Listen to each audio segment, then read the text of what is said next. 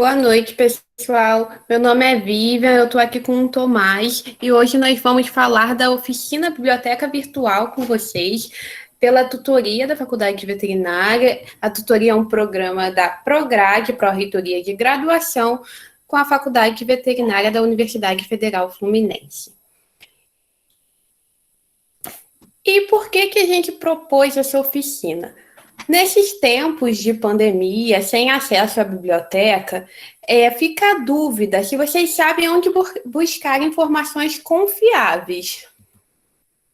Antigamente se buscavam essas informações em livros, em enciclopédias, mas como fazer isso no ambiente virtual?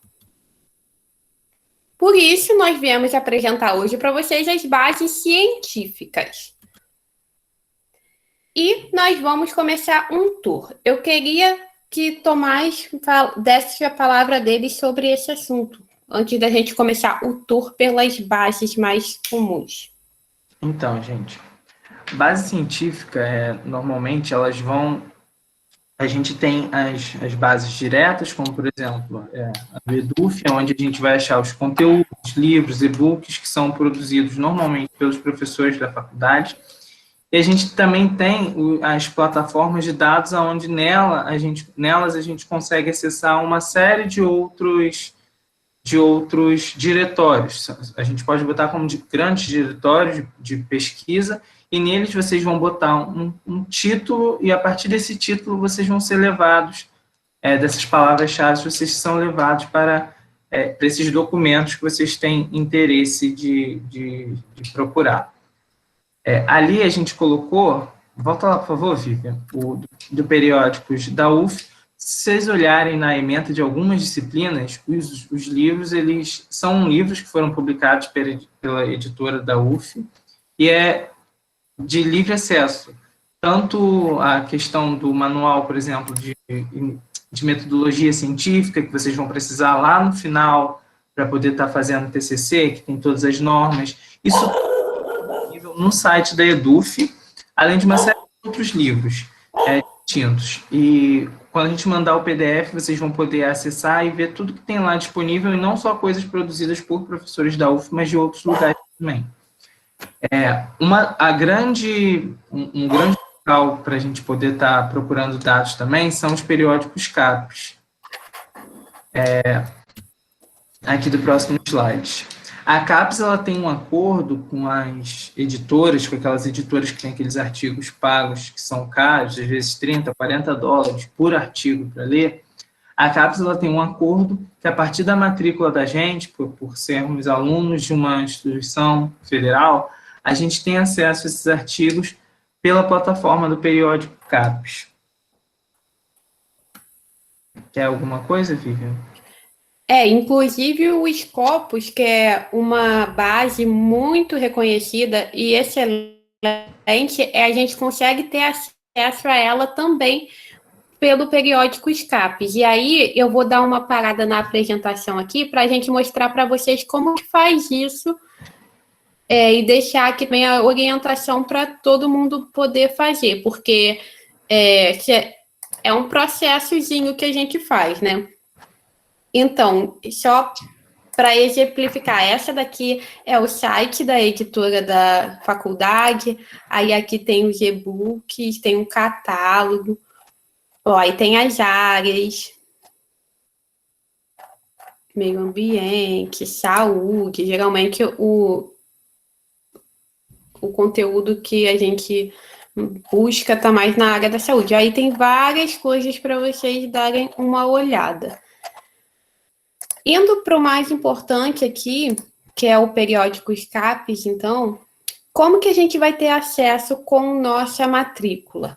A gente entra no site, que o link vai estar ali para vocês, ou coloca periódico Scapes no Google, e a gente entra aqui nesse acesso CAF ou café, que o pessoal fala.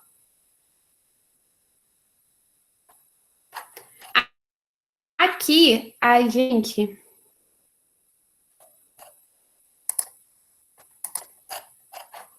O meu já estava aqui, onde é que está agora?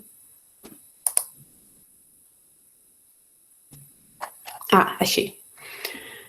Aqui a gente vai colocar a UF. Ó, Universidade Federal Fluminense. Enviar. Aí ele te redireciona, você coloca o teu login e tua senha do IDUF. O meu CPF, né, e minha senha. Aí eu boto, ok.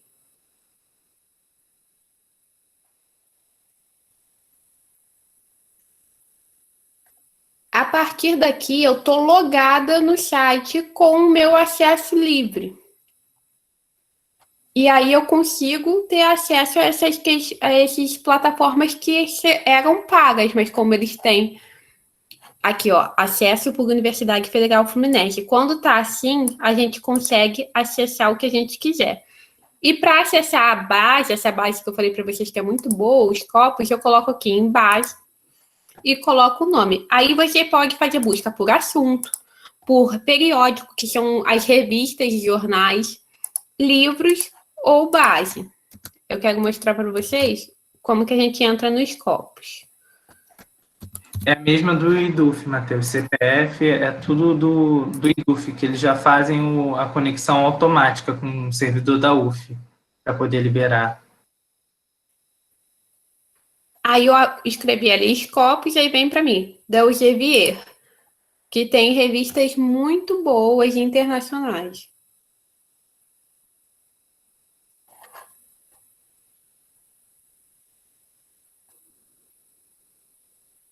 A gente está fazendo uma introdução para vocês, gente, mas isso, assim, é um mundo, tá? Aí aqui eu entrei nessa base e eu vou fazer pesquisas. Eu posso fazer procurando um documento, ou por autor, ou por instituição. Aí, por exemplo...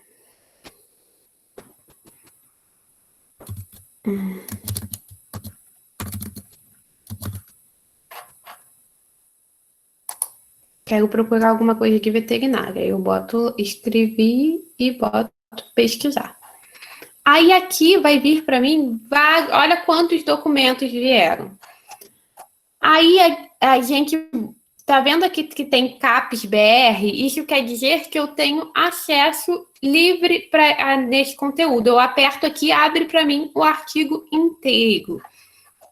Outra questão bem interessante dessa plataforma são esses resultados aqui, porque cada busca que você faz, você pode analisar, assim, quantos artigos existem sobre veterinária? Qual é o país que publica mais?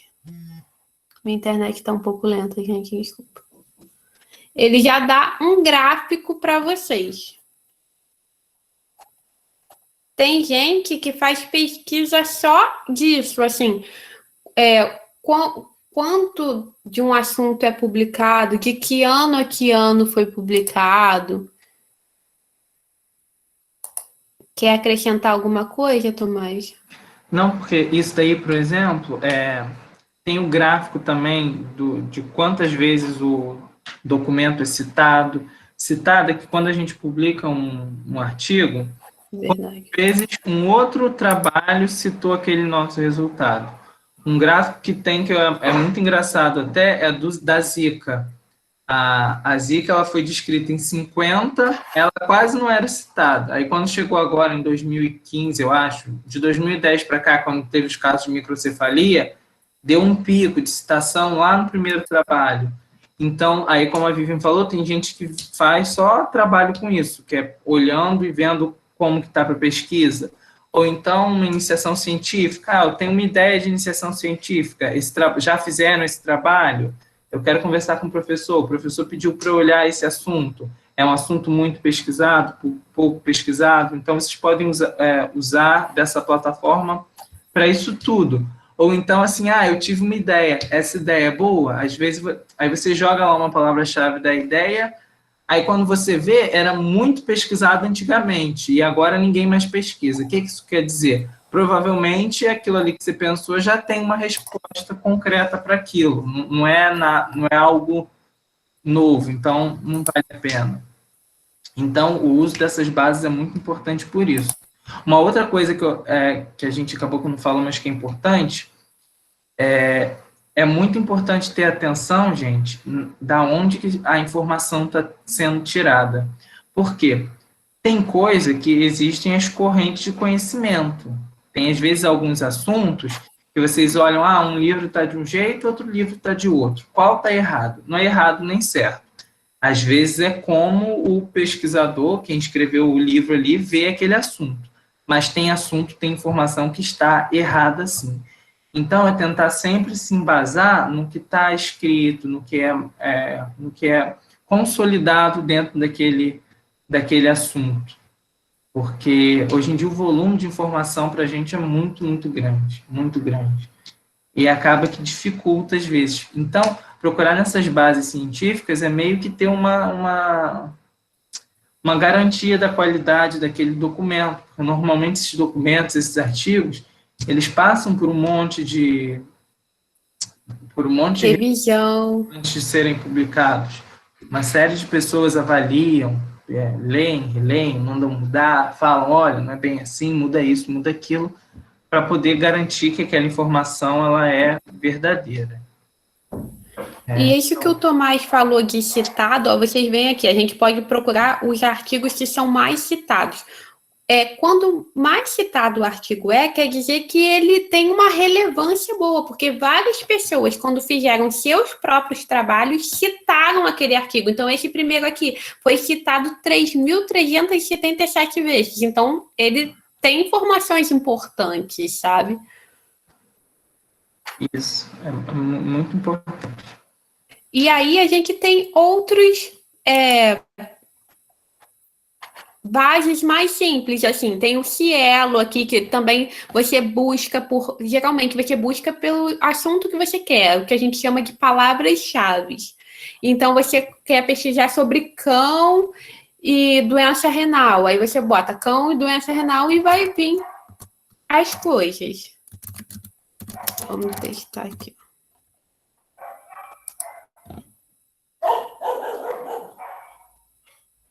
Geralmente é bom a gente também escrever essas palavras-chave em inglês, porque a maioria dos artigos, mesmo nós que escrevemos artigos aqui no Brasil, na nossa pós-graduação, hoje em dia a gente já tem que passar tudo para o inglês, que acaba sendo a língua universal nessa parte científica. Então, vocês conseguem achar coisas em português, mas vocês vão conseguir achar muito mais em inglês. Tem o Cielo, tem o PubMed, que também não tem coisas só de veterinárias, mas toda a área de saúde. E tem o ARCA, que é da Fiocruz. É um repertório dos trabalhos que são feitos lá. É bem interessante também. Não vou ficar forçando a internet aqui, não. Vou voltar aqui para a nossa apresentação. E aí, o que a gente às vezes faz porque é mais cômodo, mas a gente tem que tomar cuidado. Existe o Google Acadêmico, que também é uma base de dados, mas de artigos, uma base científica, mas ela não é tão criteriosa como essas outras bases. Então, assim, a gente não tem só revistas de qualidade aqui. É melhor do que você jogar no Google normal, você joga no Google Acadêmico. Mas não é tão criterioso. Então, às vezes, você tem uma curiosidade, você consegue buscar aqui. Mas também não deve-se ter um critério. E aqui, vou deixar o Tomás falar essa parte, que eu acho que ele é mais cuidadoso para falar. Aqui a gente tem o SciHub. Gente, o que é o SciHub? Aqui tem artigo que ele não vai estar disponível nem no periódico CAP, gente. E aí, se a gente pegar normalmente aqueles artigos pagos de outros locais e jogar aqui, colocar o link, ou esses códigos, PMD é um númerozinho que tem, o DOI, que é o Digital Object Identifier. Isso tudo, quando a gente coloca aqui, eles dão um artigo para a gente de graça. Essa página ela foi criada por uma estudante, eu não lembro se polonesa ou russa. Ela criou isso porque ela achava um absurdo que no país dela não tinha periódico CAPES e ela tinha que pagar até $40 para poder acessar um artigo. Então, com isso, o que aconteceu? Ela criou essa página, hoje em dia ela é foragida, porque o CVR caça ela, porque ela deu um prejuízo muito grande para as editoras, principalmente para o CVR, porque os locais que não têm, por exemplo, a gente tem acesso por causa da CAPES, mas os locais que não têm, as pessoas usam basicamente o SciHub para poder fazer, porque normalmente, vamos botar aqui para uma dissertação, para uma tese, para um relatório de iniciação científica, você precisa de 25 referências, o que não é muito. A 30, 40 dólares cada uma, imagina se você pagasse tudo, quanto que você não teria que fazer. Então, ela é foragida. Se vocês entrarem no site, às vezes tem uma fotinho dela debochando, dando tchau. Aí você tá lendo, ela tá dando tchau. E, além disso, uma coisa muito legal é que tem um boot do SciHub no Telegram. Se você baixar o Telegram e procurar, igual tá ali, Sci-Hub, ele é um boot que, se você mandar o link do artigo aqui para eles, ele responde. Ele responde, não, ele te responde sim, ele te responde com um artigo, com um documento que você procurou, e se ele não tiver, ele responde assim, ó, não tem esse artigo ainda. Então, isso aqui também é muito legal, muito prático. Eu acho ele mais prático até do que a página da web do SciHub, porque a página, às vezes, como ela é... Peraí, gente, cachorro. Tem esse probleminha, gente. O que acontece? Nem sempre você consegue colocar um site, assim, www.scihub.com, você não acha, porque eles bloqueiam o site toda hora. Isso. Então, para achar, você escreve SciHub no Google, assim, não como um site. Você escreve no Google, aí vai aparecer cada vez um link diferente. Ele não é vírus, mas é uma ferramenta, vamos dizer, ilegal, mas que possibilitou que muitas pessoas fizessem seus trabalhos científicos. E estudassem também. Porque normalmente o que muda é o ponto. Ó, agora está SciHub, eu entrei aqui, está scihub.rem, porque conforme os países vão caçando ela, tem que mudar o servidor de local, aí com isso o que acontece? Muda o domínio do site. Mas é uma ferramenta excelente, porque tem muita coisa que às vezes a gente não conseguir, precisa usar essa base. Só que aí, confia no SciHub? Dá para confiar, gente, porque o que acontece? Vocês não vão pesquisar direto aqui, vocês vão olhar o artigo em outro lugar de pesquisa, e a partir daí que vocês vão pegar o link dele e vão colar ali. Dando continuidade, para ilustrar para vocês, eu sei que vocês já devem ter feito, quem já fez o terceiro período já deve ter feito iniciação científica, mas para lembrar, e para quem for do primeiro, segundo período que for assistir, a diferença dos artigos originais e dos artigos de revisão. A gente coloca como artigo original, normalmente, um artigo que ele vai produzir um conhecimento, uma coisa nova, tem que ter alguma coisa de inovação naquele assunto. Como, por exemplo, esse daqui, ó. Eu falei de Zika, nem lembrei que eu botei isso aqui. Primeiro relato de transmissão autóctone de Zika no Brasil. Quando eles identificaram isso, eles pegam, fazem a pesquisa e publicam. E artigo de revisão, que é o que a gente considera melhor para vocês estudarem. Porque artigo de revisão, normalmente, é um grupo que trabalha naquela área, que eles vão pegar, eles vão levantar todos os artigos de pesquisa mesmo, tudo que tem de mais novo daquele tema, e vão fazer o quê? Uma revisão daquilo tudo, vão resumir e vão fazer um texto explicando todo o contexto daquele assunto. Esses aqui, por exemplo, de salmonela na cadeia produtiva de peixe. Eles pegaram tudo que tem daquele assunto e colocaram ali. E a linguagem dele acaba que é até mais tranquila, às vezes é mais tranquila para vocês, e para estudar é melhor.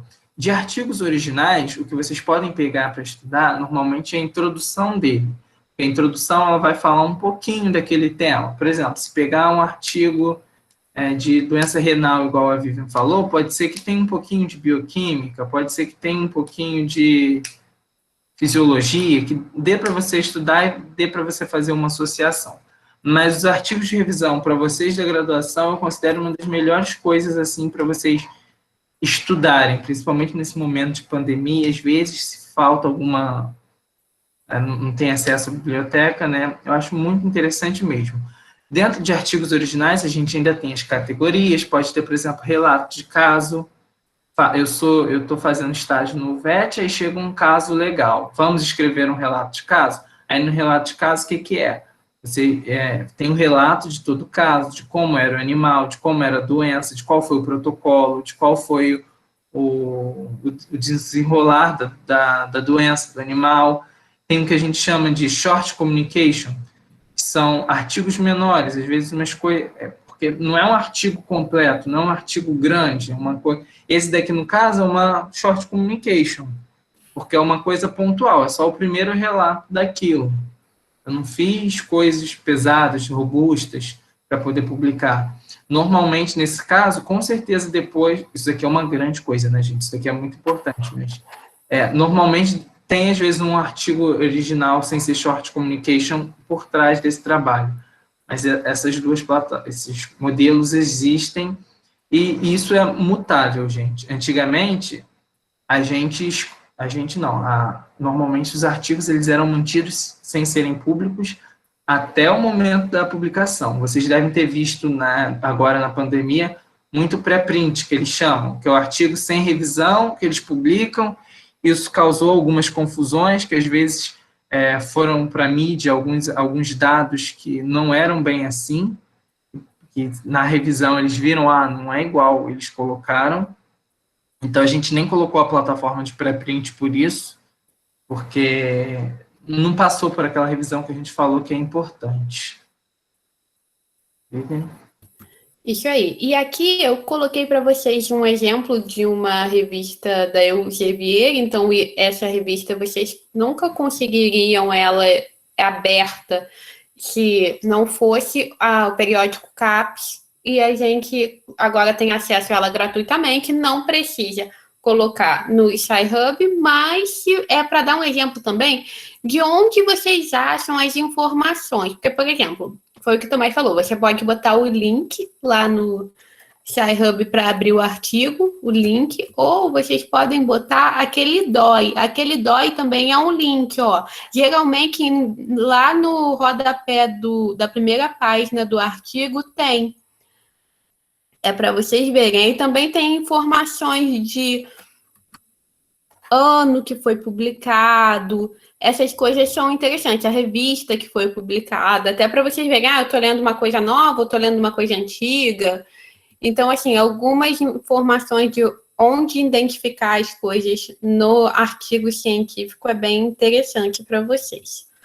Além disso, outra ferramenta da Google que ajuda muito a gente com todos esses artigos em inglês ou até em outras línguas é o Google Tradutor. Ele já foi bem pior, mas atualmente ele traduz até direitinho e vocês podem traduzir textos ou documentos inteiros, né? Então ajuda aí a ler, mas também treinem o inglês de vocês. Outros recursos que eu coloquei aqui de última hora foi o Jane, que é um site em que, por exemplo, eu estou fazendo uma iniciação científica, aí meus orientadores pediram para eu escrever um artigo, um short communication, e eu quero saber onde eu posso publicar. Nesse site, você coloca o seu título ou resumo do seu artigo e ele te indica revistas que são boas e que têm a ver com o assunto. Esse outro site aqui de baixo, o Qualiscapes, ele vai falar para vocês a qualificação das revistas. As revistas científicas, elas são classificadas em A, B, C, e dentro dessas letras tem subdivisões também. A são as melhores, as mais qualificadas. E aí, por assim diante, as D são as piores. Então, assim, isso também interessa em alguns momentos. Assim, eu estou vendo uma informação muito boa, ou não, a informação é pouco revisada, vamos dizer assim. Eu sei que são assuntos complexos, às vezes a gente na faculdade não pensa muito essas coisas, mas é bom dar essa introdução para vocês. E assim, agora eu quero saber a motivação de vocês de ter interesse nesse assunto, se vocês têm mais alguma dúvida, se vocês querem tirar dúvida com a gente, fiquem à vontade desse assunto ou de outros também. Tomás, está com o microfone desligado. Qualquer dúvida que vocês tiverem da graduação, de coisas assim, vocês podem falar aqui também. Dependendo, a gente corta também a gravação, se for o caso. Eu vou parar já, Tomás.